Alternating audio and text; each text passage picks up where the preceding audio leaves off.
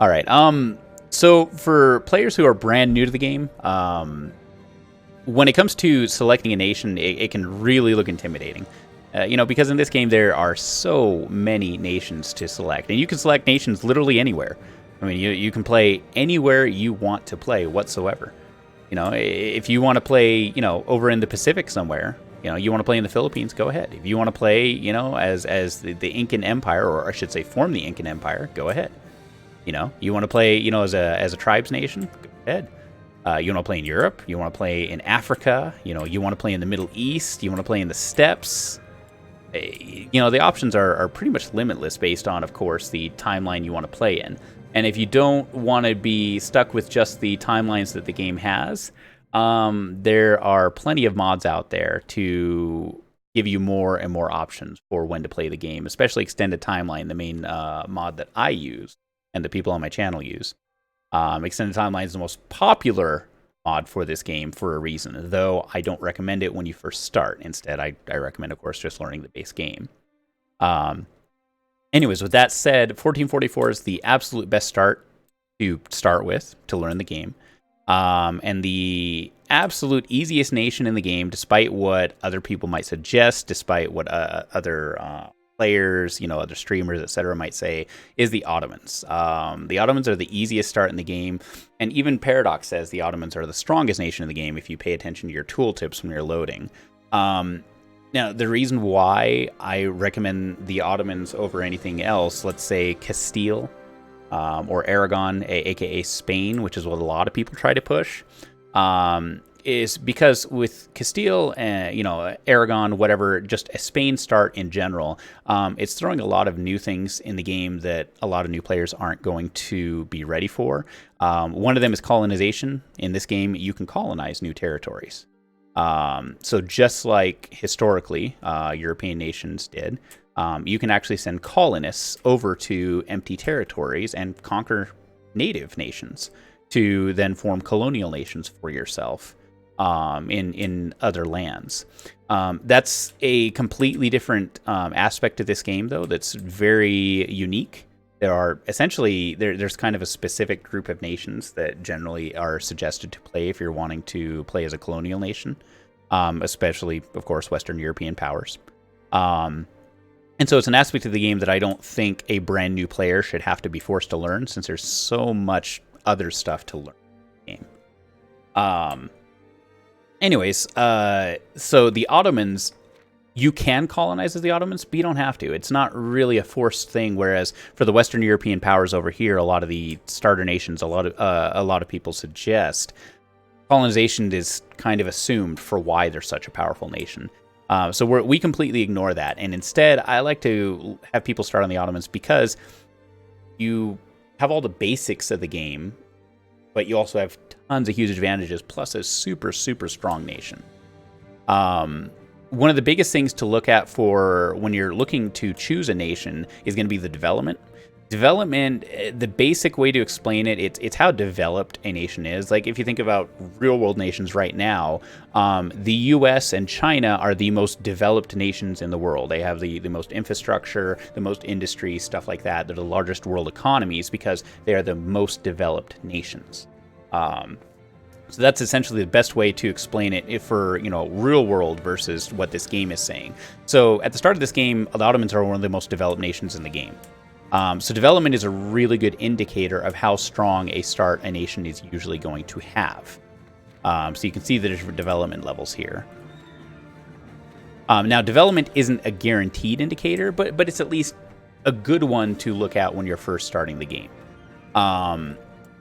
I'm not going to go into other things. There are other things like ideas, etc., that you can really look at once you learn the game, but that's down the road. That, when you're first starting the game, you just want to get a basic nation so that you can kind of jump in and start learning the rope. The other part of the Ottomans is there's religions in this game, and religions really affect how you can and can't expand, how hard it is, how much you're going to piss off your neighbors, since there is diplomacy in this game. And just like historically there were coalitions formed against different nations, like Napoleon's France, etc., coalitions can form in this game against your nation if you expand too much. Religions play a big part in that because the more you attack into one specific religion, the more you're going to piss off the members of that religion. Whatever nations are, let's say you're attacking as the Ottomans into Christianity, into the Catholic nations, the more you attack into them, the more you piss them off. Same for Sunni, because you are Sunni as the Ottomans, which is what this shows right here. Because the crosshatch shows a province you own that's a different religion than what you are. So this shows that our state religion is Sunni versus the religion of the province is Orthodox. You can convert that. That's a different aspect of the game. But that's just kind of showing you the different areas the religions are present in. If you're attacking into Sunnis, eventually you'll piss off the Sunni nations. Whereas, let's say you're attacking AQ here. So AQ shows it's a Sunni nation because that's what the solid color is versus the crosshatch showing a different religion in their provinces. So if you're attacking them, you're pissing off all the other Sunni nations in the region around them. But as you can see, there's Orthodox nations here. There's also Shia nations over here. So if you're attacking AQ, the Shia nations don't give a shit. If you're attacking, or if you're also having the Orthodox neighbors, they don't care either if you're attacking AQ. The only people that are going to care are your Shia neighbors. Or not Shia, your Sunni neighbors. So what you do is you attack into them, eat them, and then leave other Sunni nations alone for a little bit. And instead turn around and start attacking your Orthodox or your Catholic neighbors. That way, these guys can calm down a little bit about your conquest while you're attacking into a different religion. And that's the beautiful part about the Ottomans is they can kind of split the people they piss off because of the fact that they're kind of the bridge between two different worlds, Catholics versus Sunnis. They really have a lot of options for where they can expand. So it's really easy for new players to keep from pissing off too many nations. The other part about the Ottomans is they have a very strong starting economy. Very, very strong. And it's a combination not only of, their taxes and production, but also their trade, which is something else I'll cover in a different segment. They just have a really, really strong starting economy. Also, their ideas are really good. Like I said, I'm not going to cover those, but their ideas are very good for a starting player. They really balance out where your strengths are as the Ottomans. Another thing about the Ottomans is at the start of the game, there's different tech groups in this game based on what region of the world you start in. And those tech groups determine what types of troops you have. Because historically, obviously, China didn't have the same troops that Europe had. The different areas of the world had different types of troops and different strengths and weaknesses. At the beginning of the game, the Ottomans' troops are peerless. They have the strongest troop types in the game. So they already have an automatic advantage when it comes to combat with any other nations who don't have the same troop types. So that is a huge part of the Ottoman strength is just having really awesome troops. So you combine the fact that they're not going to piss nations off very quickly. So you have a lot of expansion options combined with their economy, combined with their strong troops, combined with their good ideas, combined with having high development. The Ottomans are just obviously a big nation, as you can see on the map. All of that combines to make them to be one of the best nations for a new player to choose. Or I can't say one of the best, the best. Because, like I said, it then doesn't throw in the extra confusing part of colonization. So instead, you can focus on learning a lot of the basics of the game, like expansion, fighting wars with neighbors, etc. It really, really helps to have less things that you have to learn about what to do with a nation. So the Ottomans, 100% choose them if you're gonna start out playing this game and trying to learn this game. After the Ottomans, that's where I then agree that Castile, Aragon into Spain, because there are nations, you can form nations in this game once you meet certain criteria or get to a certain point of history. Nations that historically were in that region can then be formed. And Castile or Aragon can do that. So they're number 2 for what I suggest for new players. Castile and Aragon both have very good starts. Both have rich starts, decent militaries. Aragon's a little bit stronger because they actually start out with a personal union over Naples. A personal union is where essentially you own another country, but you can't control where their troops go. You can't control, what they're building troop-wise or navy-wise. But any wars you get into, they automatically join. They don't have a choice, and they'll send their troops. You can build stuff in their territories if you want, because they essentially belong to you. And eventually you can inherit them and add them to your empire later on down the road, after you've had that personal union for 50 years. And since Aragon starts with Naples, that gives Aragon a bit of a stronger position than Castile. Though, with that said, I would still recommend Castile, just because Aragon... It's a slightly more advanced start. There's a little bit more to it than playing Castile, whereas Castile is very simple and straightforward. And the reason why either of these are recommended for a brand new player for a very easy start is because there's an event that happens, which is called the Iberian Wedding. The Iberian Wedding happens once Aragon and Castile have opposite sex rulers. So once Castile has a queen, Aragon has a king, or vice versa, Iberian Wedding will automatically happen for either of these nations that you're playing. And what the Iberian Wedding does is automatically gives you the option of getting a personal union over the other nation. So if you're playing against Castile, you'll get the option to automatically get a personal union over Aragon. There is a very tiny chance the Iberian Wedding doesn't happen. Very, very tiny. You see it maybe once in 20 or 30 games. So it's super rare and super unfortunate if it doesn't happen for you. But if it doesn't, just restart. Anyways.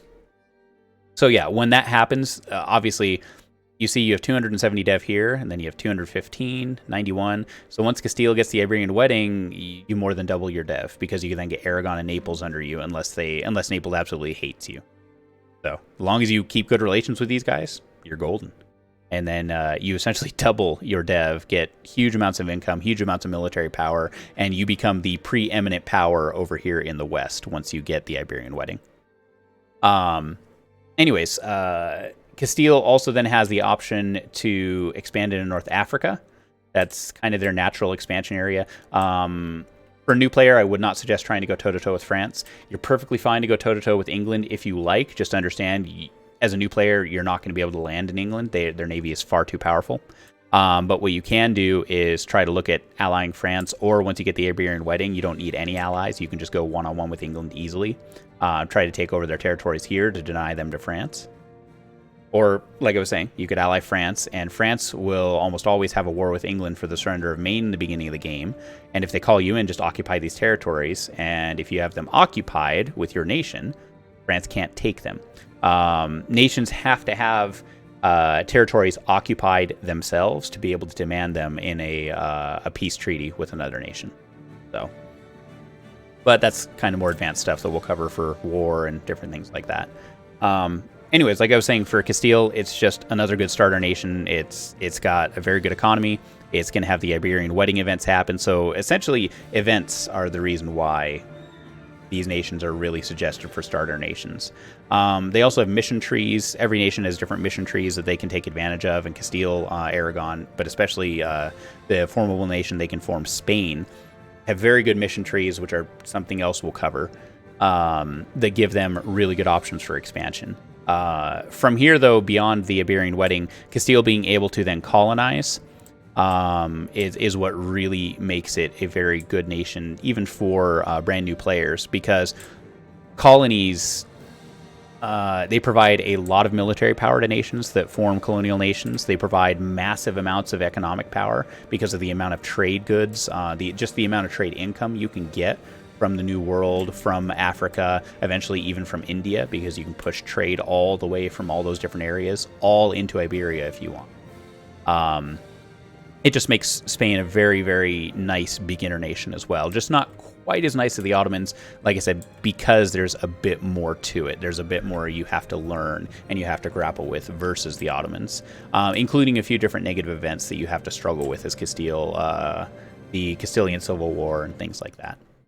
From there, beyond those two nations, I wouldn't recommend starting with anything else. But if you absolutely want to, if you just have absolutely no interest whatsoever in starting as the Ottomans or the second choice, Castile, Aragon, From there are quite a few different nations that are fairly powerful. They're just not nearly as easy to play as those two. France is always a safe nation. They are super, super rich. They start with the third largest army in the world. I mean, they're a powerhouse. France is always a powerhouse, just economically, militarily.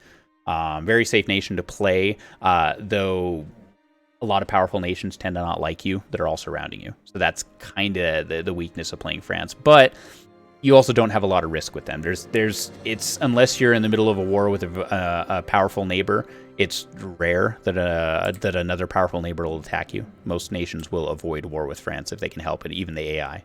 So, England is another safe starter nation, though. Like I was saying, you have to worry about wars with France to try to take over your French holdings. But even so, even if you were to lose those wars to France, being a new player, England can easily take over the Isles as long as you're, careful not to let Scotland get too many allies. Very, very easy for them to take over the Isles. And once you have the Isles, all you have to do is maintain a strong navy and nobody can touch you. You can then just kind of sit there and play SimCity, building up your power while you also colonize. And once you get colonies going, as England, you can kind of take on whoever you want. Let's see. After that, Muscovy is another fairly safe starter nation. Muscovy starts with a lot of vassals, a lot of nations that are under them. So you can see these different nations here. They're all vassals of Muscovy, and vassals are nations that you essentially rule over. They're kind of like personal unions. But they have a little bit more independence, and you do have to keep them loyal. That is a big thing. It's easier to keep personal unions loyal than it is for vassals. So, but with all these vassals, that's a lot of extra military power on top of Muscovy having pretty strong military power. Muscovy's only big challenge in the very beginning is to kill Novgorod, and Muscovy starts out much stronger than Novgorod because not only more dev, but because of their vassal swarm. So it's super, super easy to do. Once you have Novgorod under your belt, you're a superpower over here in Eastern Europe. So you don't really have much to worry about. It's pretty smooth sailing even for a new player after that. That's the hardest part of their start, though, is just killing Novgorod and not having other nations gang up on you. After that, probably Denmark. Denmark's a fairly safe start. It's just all about keeping Norway and Sweden in line, since you start with a personal union over them and vassal of Holstein, though you can annex Holstein pretty quickly. You can add them into your territory. You just keep Norway and Sweden in line as Denmark, and you are the power in the Baltic. Not many other nations are going to challenge you or try to fight you, so long as you don't get in too weak of a position. You also have naval dominance by far in the Baltic, just because of the amount of galleys, etc. you have for an inland sea area. So Denmark is another choice that you can do as a new player. They're just quite a bit more advanced than, obviously, like I was saying, the Ottomans or Castile Aragon. Beyond that, there's not really many other nations I would recommend for brand new players. A lot of people would look at Ming, and I was going over, the dev earlier.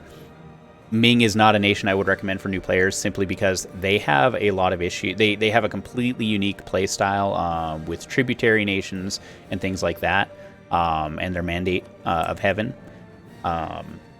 And even though they have tons of dev, they also have a lot of issues with rebels. And for a new player, you're not really going to know how to manage that. Once you've gotten the basics of the game, once you've gotten up to about 100 hours, which is what we kind of call the tutorial here. 100 hours in this game is actually you passing the tutorial, essentially, in our eyes. Don't be intimidated. It's just an indicator of how in-depth this game is.